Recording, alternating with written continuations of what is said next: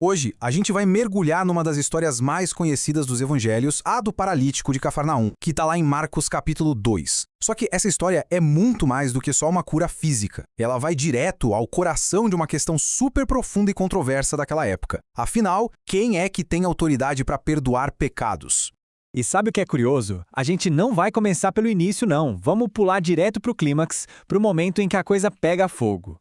É uma acusação que nem foi dita em voz alta, mas que explodiu na cabeça dos especialistas religiosos que estavam lá. Eles olharam e pensaram, isso aí é blasfêmia. Mas peraí, por que essa reação toda? Por que tanto escândalo? Para a gente entender o peso dessa acusação, a gente precisa dar um passo atrás e sacar o que realmente significava perdoar pecados naquele contexto. Olha, na cabeça dos escribas era simples. Ao perdoar pecados, Jesus estava se colocando no lugar de Deus. E isso, na lei deles, era uma ofensa gravíssima, uma ofensa que podia levar à morte.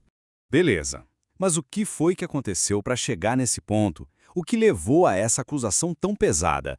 Agora sim, vamos rebobinar a fita e ver como todo esse drama começou.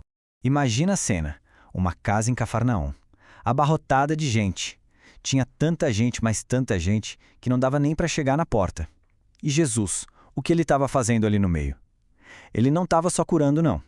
A prioridade dele, e os evangelhos deixam isso bem claro, era ensinar, era proclamar a palavra de Deus.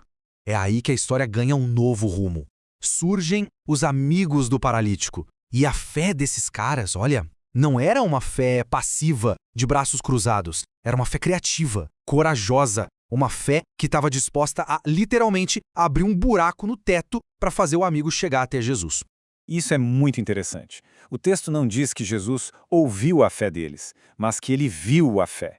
Ele conseguiu enxergar a crença verdadeira deles, por causa da atitude radical que eles tomaram. Ok, com um gesto de fé desses, todo mundo ali devia estar pensando, agora ele vai curar o cara. Mas aí Jesus faz algo que ninguém esperava.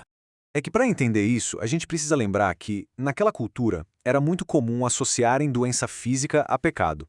Só que Jesus, em vez de focar no sintoma, ele vai direto na raiz, naquilo que ele via como a necessidade mais profunda daquele homem, a reconciliação espiritual, que talvez fosse uma paralisia ainda pior que a do corpo.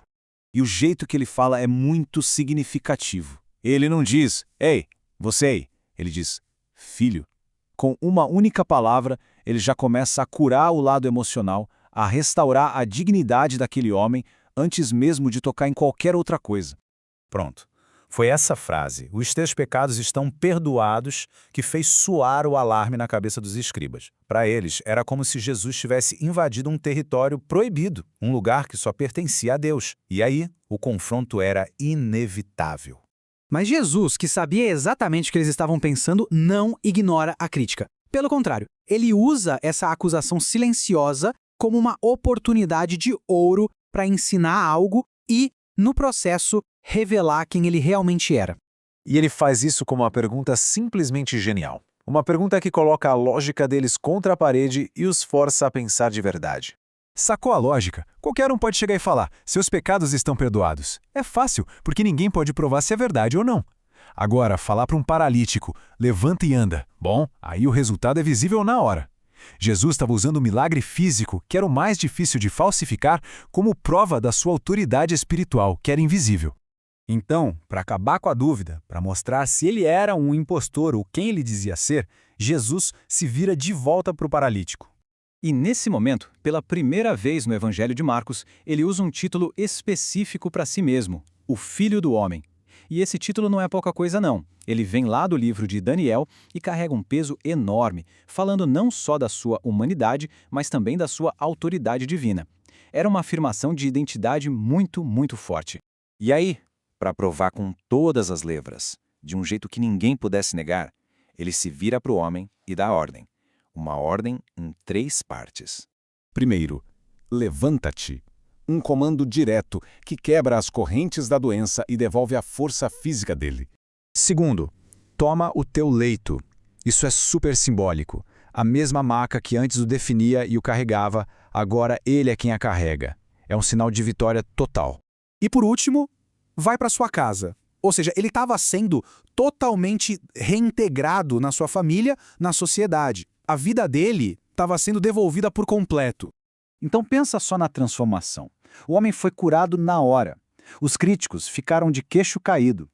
Ele, que antes era carregado, agora carregava a própria maca. Deixou de ser um prisioneiro da doença para ser alguém livre. Ele foi buscar uma bênção e acabou recebendo duas: a cura do corpo e a da alma. E a reação da galera ali resume tudo. Eles viram muito mais que uma simples cura. Eles viram uma demonstração de poder, de uma autoridade divina em ação. No fim das contas, a história não era só sobre curar um corpo, mas sobre revelar uma autoridade. E ela deixa no ar uma pergunta, né? O que é mais fácil acreditar? Num milagre que se pode ver ou num perdão que se tem que sentir? Jesus apresentou as provas, a decisão sobre quem ele é, se era um blasfemo ou o filho de Deus com poder para perdoar. Bom, essa decisão continua ecoando até os dias de hoje.